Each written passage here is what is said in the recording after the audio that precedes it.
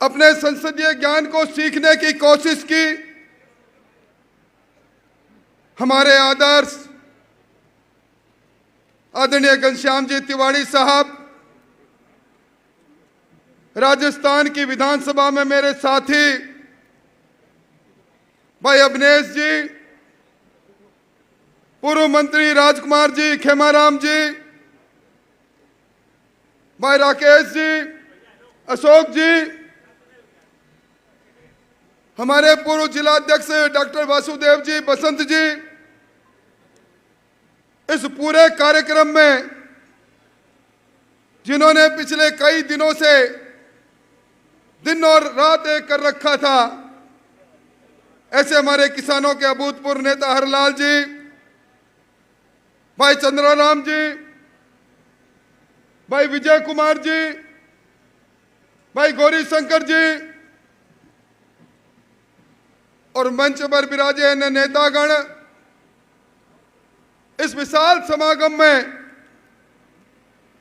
इस चूरू जिले के गांव-गांव, ढाणी-ढाणी से आए हुए मोतियों से महंगे किसान भाइयों,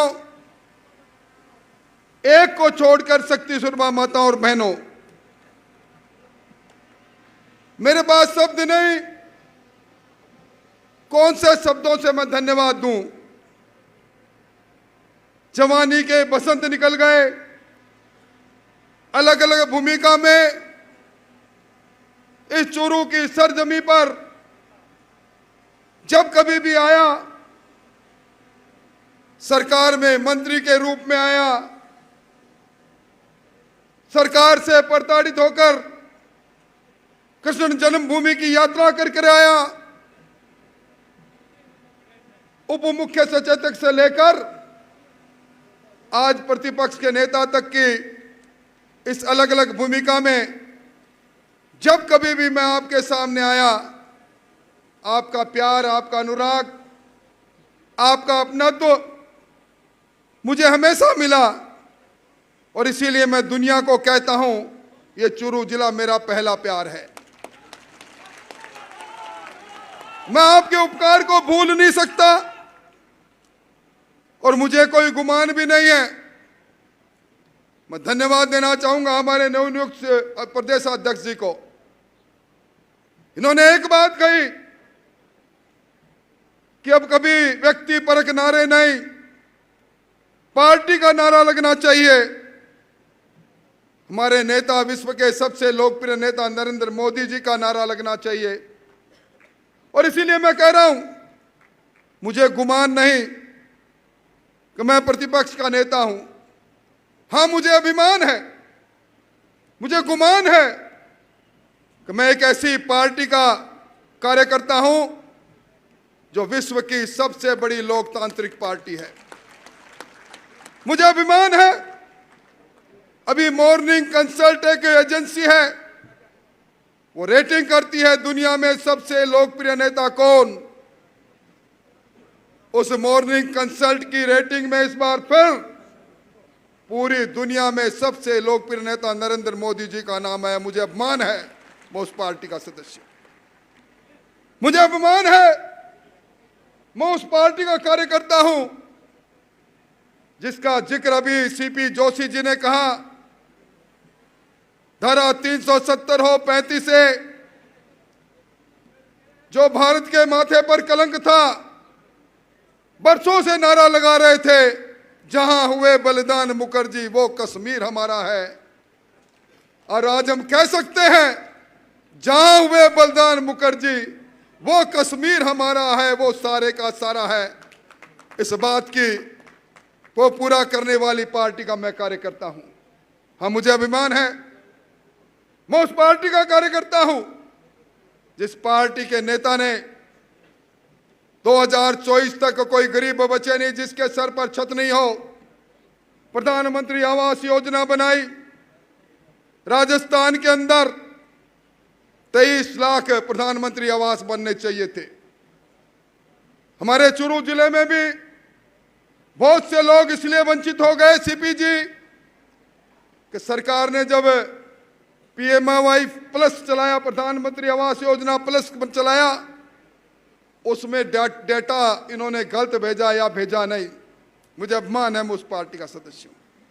मुझे अभिमान है, बिना मांगे, किसी ने मांग नहीं की, हिंदुस्तान के 10 करोड़ से ज्यादा किसानों के खाते में 2 लाख करोड़ रुपया प्रधानमंत्री किसान सम्मान निधि का जो बिना मांगे सरकार भेज दे, मैं उस सरकार का, उस पार्टी का कार्यकर्ता हूं। भाइयों, यह आज हमारी जन आक्रोश सभा है और अभी सीपी जोशी और घनश्याम जी की अगुवाई में हम इस सभा के बाद जिला कलेक्ट्रेट पर कूच करेंगे, हम वहां ज्ञापन देंगे। जब मैं जन आक्रोश सभा को संबोधित कर रहा हूं, ठीक इसी समय राजस्थान की राजधानी में शहीद स्मारक पर किस्सा कुर्सी के खलनायक धरने पर बैठे हैं, सचिन पायलट धरने पर बैठे हैं। यह किरदार है, यह सरकार जिस दिन पैदा हुई थी उस दिन किस्सा कुर्सी का प्रारंभ हुआ था। मुख्यमंत्री मैं बनूंगा, मुख्यमंत्री मैं बनूंगा का खेल ने आज उसके अंतिम दृश्य की ओर यह सरकार बढ़ रही है। मुझे अफसोस इस बात का है, सचिन पायलट जी 19 महीने तक सरकार में उप मुख्यमंत्री रहे। सचिन पायलट जी विधानसभा का 5वां बजट जब पारित हुआ तब भी सदस्य रहे, एक शब्द नहीं बोले कभी। और आज जब अपनी ही सरकार को ललकारना था, जब अशोक गहलोत जी की सरकार के जड़ों में तेजाब डालना था, तब कंधे का सहारा लिया है पूर्ववर्ती सरकार के भ्रष्टाचार का। शायद वो भूल गए माथुर आयोग बना था, उसका असर क्या हुआ। शायद वो भूल गए जिन खानों के आवंटन की बात कर रहे हैं, वो खानों का आवंटन कब का रद्द कर दिया था बीजेपी की सरकार ने, पर उनको याद नहीं। यहां आप सब लोग बैठे हो भाइयों, आज 1.5 2 साल से डिमांड नोटिस आपके जमा है, आपके बूंद बूंद की सिंचाई योजना के जमा है। सरकार ने ऐलान किया कि हम मार्च 2023 तक सब कनेक्शन जारी कर देंगे। ट्रंकी प्रोजेक्ट लेकर आए, ट्रंकी प्रोजेक्ट 2300 करोड़ का प्रोजेक्ट अचानक 3900 करोड़ में पहुंच गया। 6 बार टेंडर की शर्तों को बदला, चांदी कूट रही थी सरकार। सचिन जी तब आपको याद नहीं आया, आपको तब याद नहीं आया जब अशोक गहलोत की सरकार उसी अडानी जी को, जिस अडानी के खिलाफ आप दिल्ली में प्रदर्शन करते हो, उसी अडानी की कंपनी को 1042 करोड़ का सिंगल टेंडर कोयले का, राजस्थान निर्माण के बाद सबसे महंगा कोयला 18,000 रुपये मैट्रिक टन के भाव से सिंगल टेंडर का कोयला देकर आप कोयले की दलाली का काम करते हो। वो सरकार आपको सचिन जी याद नहीं आई। सचिन जी वो सरकार याद नहीं आई जिस सरकार की सरपरस्ती में पिछले 2 सालों में 14,000 करोड़ की महंगी बिजली खरीदी गई। और भाइयों, अब इस सरकार के बारे में बहुत सी बातें सीपी साहब ने कही है, परंतु मैं एक जरूर कहूंगा, इस बार का बिजली का बिल देख लेना, जरा जोर का झटका लगेगा, क्योंकि 33 पैसे प्रति यूनिट फ्यूल चार्ज के और 7 पैसे अडानी जी के पैसे चुकाने, 7,440 करोड़ रुपए अशोक जी को, वो अडानी करके पैसे भी आपको देना पड़ेगा। अरे अंधेरी नगरी चौपट राजा, हमने नगरों को अंधेरे होता देखा। आप सबनों ने विद्युत कटौती की दंश को झेला है। मैं समझता हूं यह सरकार जो वीरांगनाओं का अपमान करे, आज हमें हमारे जिन्होंने देश के लिए शहादत दी उनका सम्मान करते हैं। वो वीरांगना जिसका सुहाग चला गया, वो अपने सुहाग पर अभिमान करती है, पर वो वीरांगना जब डॉक्टर किरोड़ी लाल के नेतृत्व में यह कहने आए का सरकार ने जो घोषणा की थी उसके पैकेज को लागू करो मुख्यमंत्री जी, और मुख्यमंत्री जी की पुलिस उनकी चोटी पकड़ती है। विधानसभा में मैं बोलता हूं तो विधानसभा में संसदीय कार्य मंत्री जिन्होंने कहा था कि राजस्थान में बलात्कार इसलिए होते हैं कि ये मर्दों का प्रदेश है, वही मंत्री निर्लजता से खड़े होकर कहते हैं कि ये जो आप वीरांगनाओं के लिए सहूलियत मांग रहे हो, ये तो नाते पर चली जाती है, ये तो अपने घर में रहती नहीं है। हमारा सर शर्म से झुक जाता है जब वीरांगनाओं के लिए ऐसी टिप्पणी सुनते हैं। क्या हम बर्दाश्त करेंगे इन बातों को? क्या हम बर्दाश्त करेंगे? हमारे हनुमानगढ़ में मंदरपुरा में एक नौजवान ने जब टीचर्स ग्रेड 2 का पेपर फिर आउट हुआ, उसने आत्महत्या की। पारिक था, आगे नाम कन्हैयालाल पारिक। पिता को लिखा, पिताजी आप धान मंडी में जाकर बोरियां उतारते हो, मुझे ट्यूशन पढ़ाते हो, और आपको मैंने कहा था पिताजी आपके कंधे पर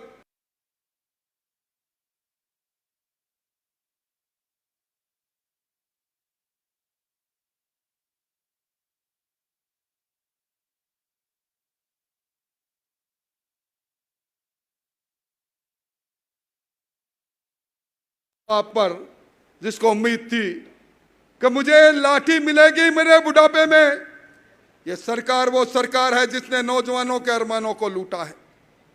यह सरकार वो सरकार है। यहां भी राधे श्याम जी डोकेवाला बैठे हैं, पूरा चुरू जानता है, मेरे दोस्त हैं। सीपी साहब इनके पास टेलीफोन आता है एक दिन कि सेठ जी 50 लाख रुपया भेज देना वरना अपने जीवन को अंत कर दूंगा। रंगदारी वसूल करने का काम करने के लिए टेलीफोन आता है। हमारे चुरू शहर के अंदर एक व्यक्ति ने जयपुर रोड पर जमीन खरीद ली, माइनॉरिटी के आदमी ने।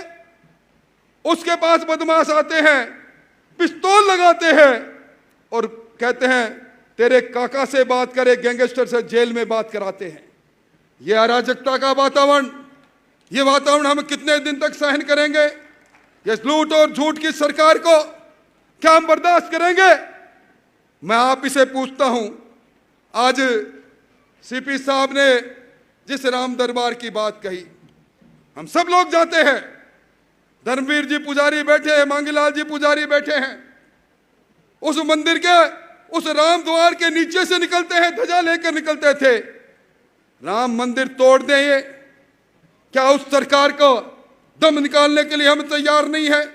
सालासर में राम दरबार को तोड़ दे।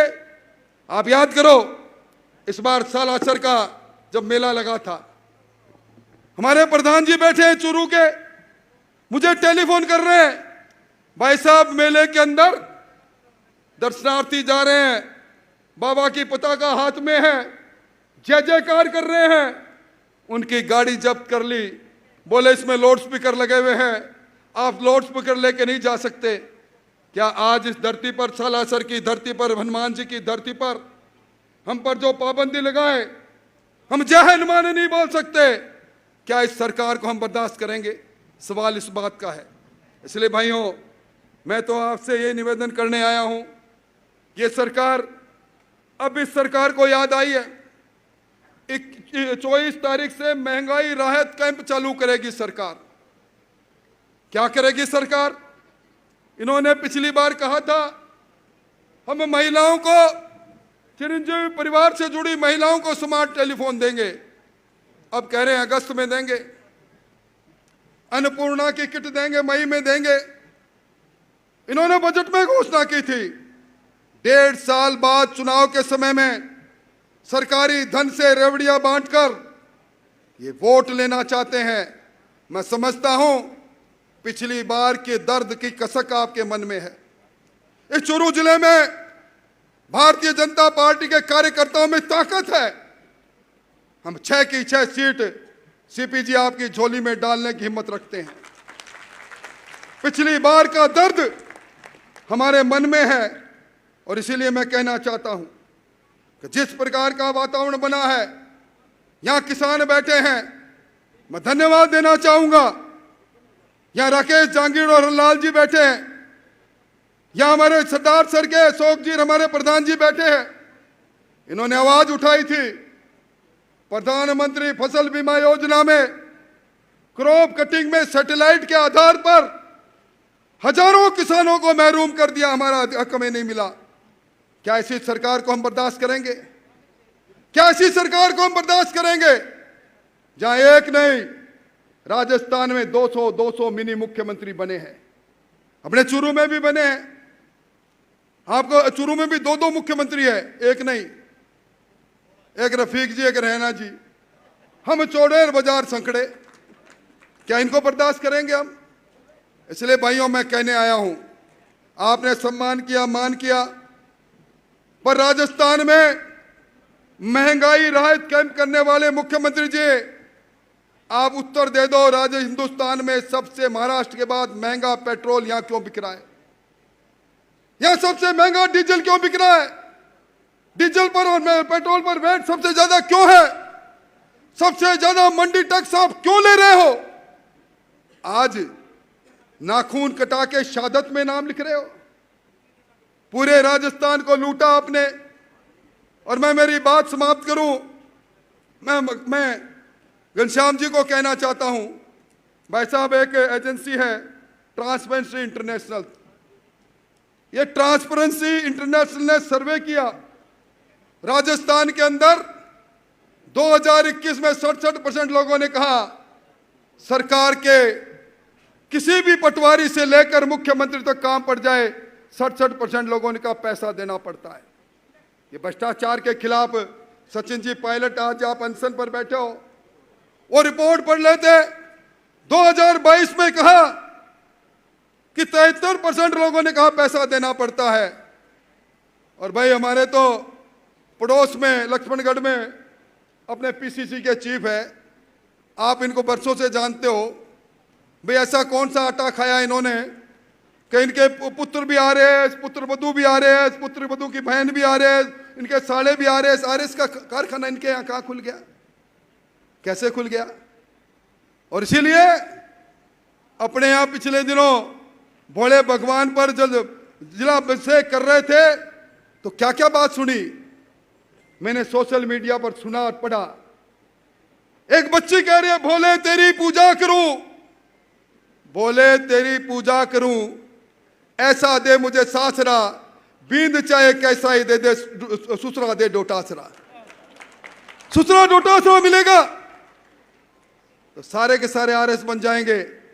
ये लूट की नौकरियों, सरकारी नौकरियों को लूटने वाली सरकार, राम दरबार को तोड़ने वाली सरकार, हमारे धार्मिक आचरण पर धारा 144 लगाने वाली सरकार, आज अब इस जिले के अंदर जिन्होंने नेशनलाइज बैंक से लोन लिया था, तारानगर के लोगों ने मुझे लिस्ट दी, 23 आदमी ऐसे हैं जिनके खाते एनपीए करके, जिनके 1, 2, 3 करके जमीन नीलाम हो रही है। संपूर्ण कर्जा माफी की बात कही थी इन्होंने, संविदा कर्मियों को नियमित करने की बात कही थी, आज वो सड़क पर है। इसलिए भाइयों हम सब लोग एक संकल्प के साथ आए हैं। आपने अभिनंदन किया, परंतु हमारा मुख्य कार्य जन भावना, जन आक्रोश को व्यक्त करने का है। इसलिए मैं मेरी बात समाप्त करूं, मुझे क्षमा करना, मैंने कभी आपको अपने से अलग नहीं समझा। हम सब लोग साथ में हैं और हमारे आंखों के सामने भ्रष्टाचार का तांडव, और चूरू शहर तो भ्रष्टाचार की भट्टी में जल रहा है। चूरू नगर परिषद के अंदर जिस प्रकार का भ्रष्टाचार हमसे छुपा हुआ नहीं, इन सब बातों का उत्तर देने के लिए आपको सीपी जोशी जी, घनश्याम जी की अगुवाई में सबको जिला कलेक्टर तक चलना है। एक आदमी भी जो मुझे मानता है, जानता है, मेरा रिश्ता कोई नेता का रिश्ता नहीं है। हम साथ जिए हैं, साथ मरे हैं, साथ रहे हैं। आप सब लोग हमारे साथ चलेंगे। और मैं चूंकि आप में से ही एक हूं, इसलिए मैं नारा लगाऊंगा, आवाज दो। आप कहेंगे हम एक हैं, आवाज दो। पीछे तक आवाज आनी चाहिए। जो हाथ उठा के नारा लगाएगा मैं समझूंगा हमारे साथ चलेगा। आवाज दो, आवाज दो। सड़ी गली सरकार को, एक धक्का और दो, सड़ी गली सरकार को, एक धक्का और दो, सड़ी गली सरकार को, एक धक्का और दो। अभी तो ली अंगड़ाई है, आगे और लड़ाई है, अभी तो ली अंगड़ाई है, आगे और लड़ाई है। अब हम सब लोग कलेक्ट्रेट तक चलेंगे। आपको सौगंध, महिला हमारी आगे आगे चलेगी, उनके पीछे चलेंगे। आओ चलो, आओ साथियों, हल्ला हल्ला बोल, हल्ला बोल, हल्ला बोल। सारे यहाँ से पैदल चलेंगे, अपने घेराव करेंगे, सारे के सारे यहीं से पैदल चलेंगे कलेक्ट्रेट तक।